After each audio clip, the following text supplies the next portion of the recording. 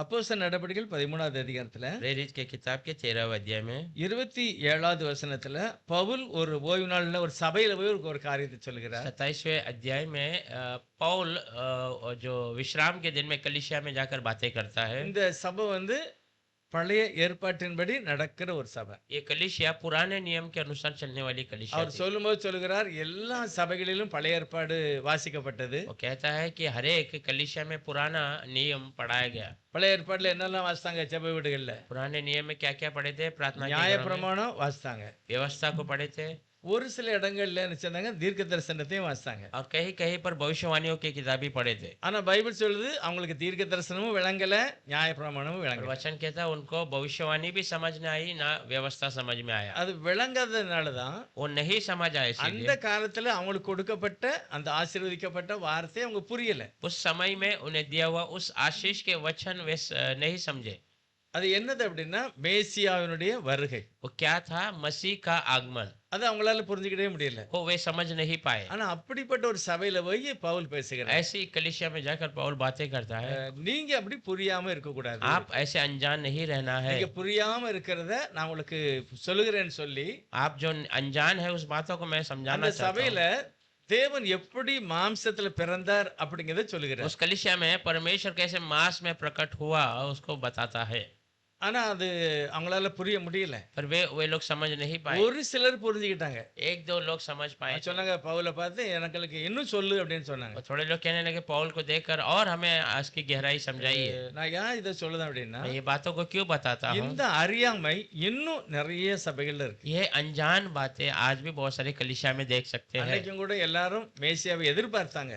उस समय में सारे लोग मसीह के इंतजार में थे, ஆனா வந்த மேசியாவை அடையாளம் पर காணல. आया हुआ मसीह को वो पहचान नहीं पाए। இன்னைக்கும் எல்லா சபையிலையும் பரிசுத்த ஆவியினுடைய அபிஷேகம் நடத்துதல் எல்லாம் எதிர்பார்க்காங்க. आज भी पवित्र आत्मा का अभिषेक और चलाना सब कलीसिया चाहते हैं, ஆனா பரிசுத்த எப்போ வந்தாரு, पर पवित्र आत्मा कभी आया, என்ன சொன்னாரு, क्या कहा, அதை ஏற்றுக்கொள்ளவே மாட்டாங்க. उसे स्वीकारता नहीं है। ஒரு அறியாமை वो अनजान है, இன்றைக்கும் ஜனங்களுடைய வாழ்க்கையில இருக்குது. आज भी लोगों के जीवन में है। அப்ப நம்ம ஆராதிக்கிற தெய்வத்தை நாம் புரிந்து तो ஆராதிக்கணும். हम जो आराधना करते हैं उस परमेश्वर को हमें समझ कर आराधना। நம்ம கடந்த வாரத்துல பார்த்தோம் पिछले हफ्ते में ஆண்டவர் हमने பரலோகத்துக்கு போகும்போது அவர்களை ஆசீர்வதித்தார். परमेश्वर स्वर्ग जाते समय उन्हें आशीष किया। ஆசீர்வதித்து 10 நாள் வரைக்கும் இவங்க ஜெபம் பண்ணாங்க. आशीष कर कर उस 10 दिन तक वे लोग प्रार्थना कर। ஆனா என்ன நடக்க போகுதுன்னு யாருக்குமே தெரியாது. क्या होने वाला किसी को पता नहीं। பரிசுத்தனுடைய அபிஷேகம் வரும் அப்படின்னு பழைய ஏற்பாட்டுல இருக்கு. पवित्र आत्मा का अभिषेक आएगा ऐसा पुराने नियम में लिखा है। யோவேல் சொல்றாரு योवेल भविष्यवक्ता कहता है எல்லாரும் பரிசுத்தால நிரப்பப்படுவீங்க. सारे लोग पवित्र आत्मा में भरे जाएंगे।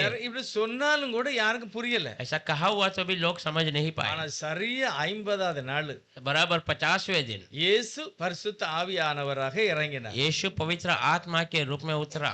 இதெல்லாம் வாசிப்பாங்க. ஆனா என்ன நடந்ததுங்கறத நிறைய பேர் ஏற்றுக்கொள்ள ये மாட்டாங்க. बहुत कुछ पढ़ेंगे पर क्या उस दिनों में हुई उस बातों को लोग स्वीकार பரிசுத்தாய் नहीं। வந்தது, पवित्र आत्मा आया, பல பாஷைகளை பேசினார்கள். अन्य भाषाओं में बातें की। 120 பேர் மேல தேவ ஆவியானவர் இறங்கினார். 120 लोगों के ऊपर परमेश्वर का आत्मा उतरा। அந்த வீடு பூரா பரிசுத்தாயில நிரப்பப்பட்டது. पूरा घराने पवित्र आत्मा में भर चुके அந்த थे। நாள் ஒரு விசேஷமான நாள். वो दिन एक विशेष दिन था। ஆகவே பல ஆயிரம் பேர் அந்த சத்தத்தை கேட்டு வீட்டை சுத்திட்டாங்க. उसीलिए हजारों लोग उस आवाज को सुनकर उस घर को घेर लिए थे। இப்ப பரிசுத்த ஆவியில நிரப்பப்பட்ட அந்த 120 பேருக்கு மத்தியில उस पवित्र आत्मा में भरा हुआ उस 120 लोगों के बीच में எல்லாருமே ஆவியில நிரப்பப்பட்டாங்க. सारे लोग पवित्र आत्मा में भरे हैं, ஆனா ஒருவரை தேவன் நிறைத்து பேசுகிறார். पर एक को परमेश्वर भर कर बातें करता அப்ப है। இந்த 2 அதிகாரம் 14 சொல்லுது பரிசுத்த ஆவியிலே பேதுரு நிரப்பப்பட்டு உரத்த சத்தமாய் பேசினார். 2:12 में लिखा है कि पवित्र आत्मा में पतरस भरकर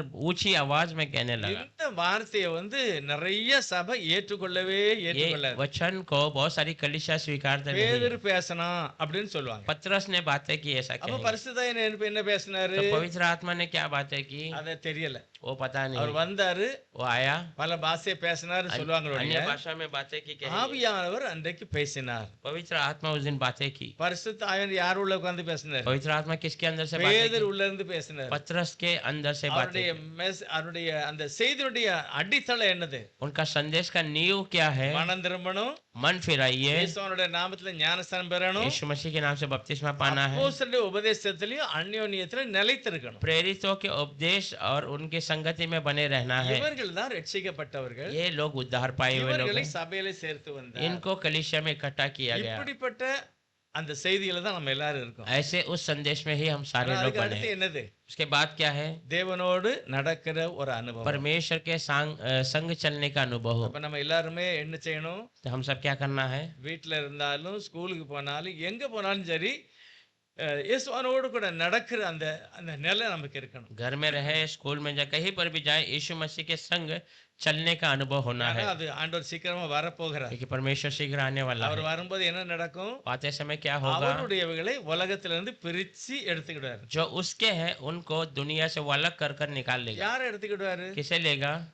யாரை தான் அவர் தூக்குவாரு? किसे वो उठा लेगा? தேவனோடு சஞ்சரித்த யோசுவா, परमेश्वर के संगति में रहने वाला यहोशुआ, தேவனோடு சஞ்சரித்த மோசே, परमेश्वर की संगति में चलने वाला मूसा, தீர்க்கதரிசிகள். भविष्यवक्ता है। புதிய ஏற்பாட்டுல அந்த அப்போஸ்தலர்கள் மூலமாக ரட்சிக்கப்பட்டவங்க. नए नियम में वो प्रेरित और उनके द्वारा उद्धार पाए हुए लोग। ரட்சிப்பு எங்க ஆரம்பிச்சது? उद्धार कहाँ पर शुरू हुआ? அப்போஸ்தலர் 2வது அதிகாரத்துல இருந்து தான் புதிய ஏற்பாடு ஆரம்பமாகிறது. प्रेरित दूसरा अध्याय से ही नए नियम नया करार शुरू होता है। 2வது அதிகாரம் கடைசி வசனம் சொல்லுது, दूसरा अध्याय के आखिरी वचन कहता है, ரட்சிக்கப்பட்டவர்களை கர்த்தர் தினமும் தினமும் சபையில சேர்த்தார். उद्धार पाए हुए को परमेश्वर हर दिन कलीसिया में इकट्ठा அப்ப किया। ரட்சிப்பு தினமும் நடக்கு, तो उद्धार हर दिन होता है, தினமும் தேவனோடு நடக்கணும். हर दिन मसीह के साथ चलना। அந்த நம்பிக்கையில விசுவாசத்துல நம்ம சபை வளரணும். उस भरोसे में, उस विश्वास में हमारा कलीसिया बढ़ना है। ஒவ்வொருவரையும் ஆசீர்வதிப்பாராக. परमेश्वर हमारी कोशिश करेगा।